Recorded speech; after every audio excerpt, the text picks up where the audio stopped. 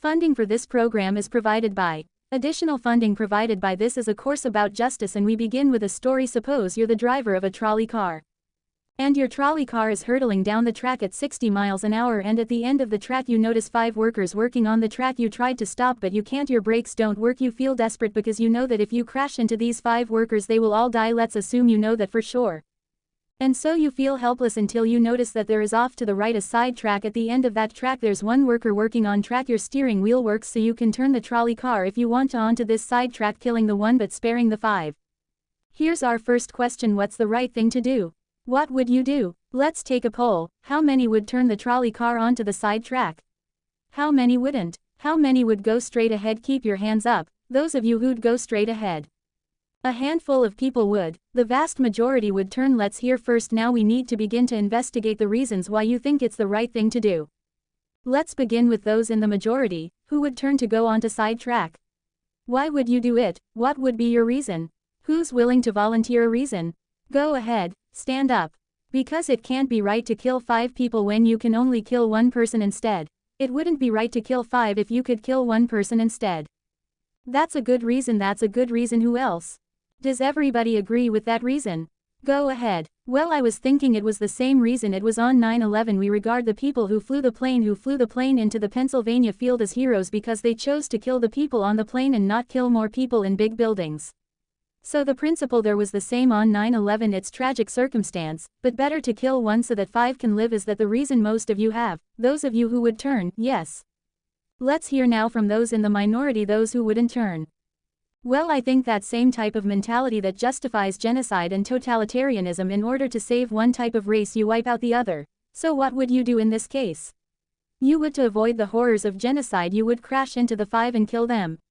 Presumably yes. Okay, who else? That's a brave answer, thank you. Let's consider another trolley car case and see whether those of you in the majority want to adhere to the principle. Better that 1 should die so that 5 should live. This time you're not the driver of the trolley car, you're an onlooker standing on a bridge overlooking a trolley car track, and down the track comes a trolley car. At the end of the track are 5 workers. The brakes don't work. The trolley car is about to careen into the 5 and kill them, and now you're not the driver. You really feel helpless until you notice standing next to you leaning over the bridge is a very fat man. And you could give him a shove. He would fall over the bridge onto the track right in the way of the trolley car. He would die, but he would spare the 5. Now, how many would push the fat man over the bridge?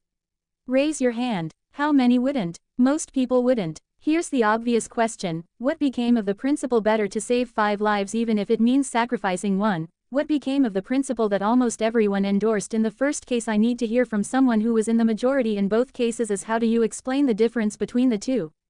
The second one, I guess, involves an active choice of pushing a person and down, which I guess that person himself would otherwise not have been involved in the situation at all, and so to choose on his behalf, I guess, to involve him in something that he otherwise would have. This escaped is, I guess, more than what you have in the first case, where the 3 parties, the driver and the 2 sets of workers, are already, I guess, in this situation. But the guy working, the one on the track off to the side, he didn't choose to sacrifice his life any more than the fat guy did he? That's true, but he was on the tracks. This guy was on the bridge. Go ahead, you can come back if you want. Alright, it's a hard question, but you did well, you did very well. It's a hard question.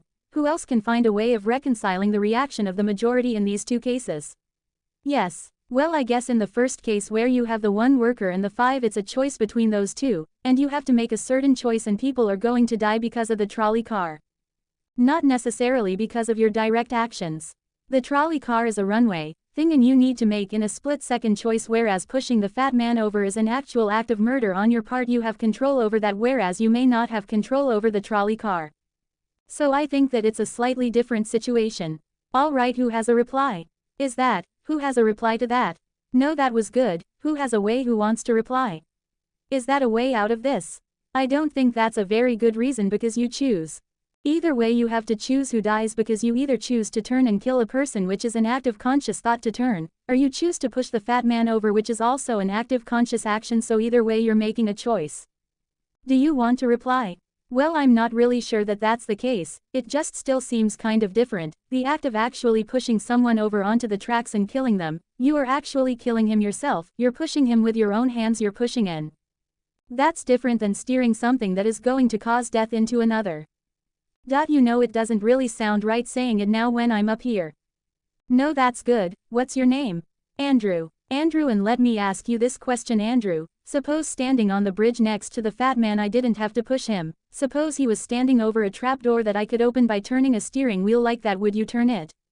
For some reason that still just seems more wrong. I mean, maybe if you just accidentally leaned into this steering wheel or something like that. Or say that the car is hurtling towards a switch that will drop the trap, then I could agree with that. Fair enough. It still seems wrong in a way that it doesn't seem wrong in the first case to turn, you say, and in another way, I mean in the first situation you're involved directly with the situation, in the second one you're an onlooker as well. So you have the choice of becoming involved or not by pushing the fat man. Let's forget for the moment about this case. That's good, but let's imagine a different case. This time you're doctor in an emergency room. And 6 patients come to you. They've been in a terrible trolley car wreck. 5 of them sustained moderate injuries. 1 is severely injured. You could spend all day caring for the 1 severely injured victim, but in that time the 5 would die, or you could look after the 5, restore them to health, but during that time the 1 severely injured person would die. How many would save the 5 now as the doctor? How many would save the 1? Very few people, just a handful of people. Same reason, I assume. 1 life versus 5. Now consider another doctor case. This time you're a transplant surgeon and you have 5 patients, each in desperate need of an organ transplant in order to survive. On needs a heart, 1 a lung, 1 a kidney, 1 a liver, and the 5th a pancreas. And you have no organ donors. You are about to see them die, and then it occurs to you that in the next room there's a healthy guy who came in for a checkup, and he is you like that, and he's taking a nap. You could go in very quietly. Yank out the 5 organs. That person would die, but you can save the 5. How many would do it? Anyone. How many? Put your hands up if you would do it. Anyone in the balcony? You would. Be careful, don't lean over too much. How many wouldn't? All right. What do you say? Speak up in the balcony, you who would yank out the organs. Why? I'd actually like to explore slightly alternate possibility of just taking the 1 of the 5 he needs an organ who dies first and using their 4 healthy organs to save the other 4. That's a pretty good idea. That's a great idea, except for the fact that you just wrecked the philosophical point. Let's step back from these stories and these arguments to notice a couple of things about the way the arguments have began to unfold. Certain moral principles have already begun to emerge from the discussions we've had, and let's consider what those moral principles look like. The first moral principle that emerged from the discussion said that the right thing to do, the moral thing to do, depends on the consequences that will result from your action at the end of the day. Better that 5 should live even if 1 must die. That's an example of consequentialist moral reasoning. Consequentialist moral reasoning locates morality in the consequences of an act, in the state of the world that will result from the thing you do. But then we went a little further, we considered those other cases, and people weren't so sure about consequentialist moral reasoning when people hesitated to push the fat man over the bridge or to yank out the organs of the innocent patient. People gestured towards reasons having to do with the intrinsic quality of the act itself. Consequences be what they may. People were reluctant. People thought it was just wrong, categorically wrong, to kill a person, an innocent person, even for the sake of saving 5 lives. At least these people thought that in the second version of each story we reconsidered. So this points a second categorical way of thinking about moral reasoning. Categorical moral reasoning locates morality in certain absolute moral requirements, in certain categorical duties and rights regardless of the consequences. We're going to explore in the days and weeks to come the contrast between consequentialist and categorical moral principles. The most influential example of consequential moral reasoning is utilitarianism, a doctrine invented by Jeremy Bentham, the 18th century English political philosopher. The most important philosopher of categorical moral reasoning is the 18th century German philosopher Immanuel Kant. So we will look at those 2 different modes of moral reasoning, assess them, and also consider others. If you look at the syllabus, you'll notice that we read a number of great and famous books.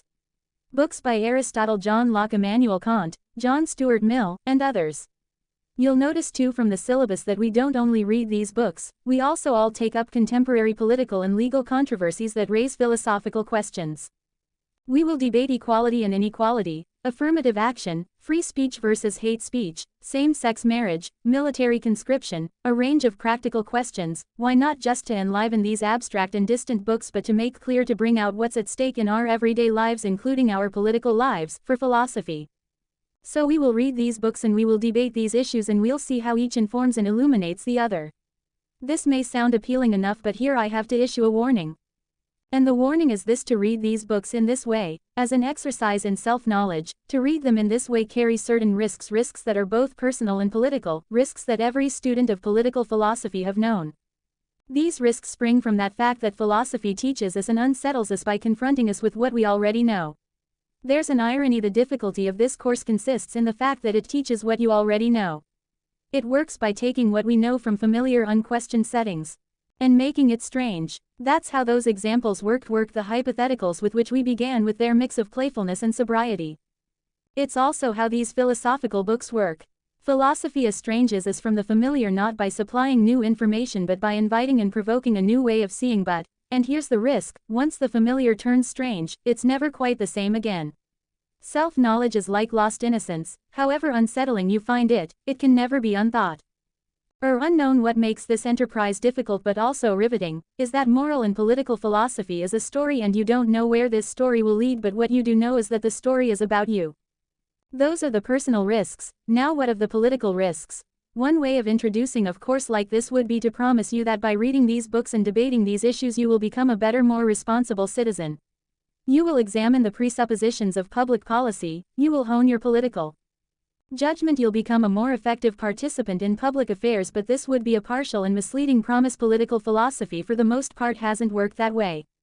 You have to allow for the possibility that political philosophy may make you a worse citizen rather than a better one, or at least a worse citizen before it makes you a better one, and that's because philosophy is a distancing, even debilitating activity. And you see this going back to Socrates. There's a dialogue, The Gorgias, in which one of Socrates' friends, Callicles, tries to talk him out of philosophizing. Callicles tells Socrates philosophy is a pretty toy if one indulges in it with moderation at the right time of life, but if one pursues it further than one should, it is absolute ruin. Take my advice,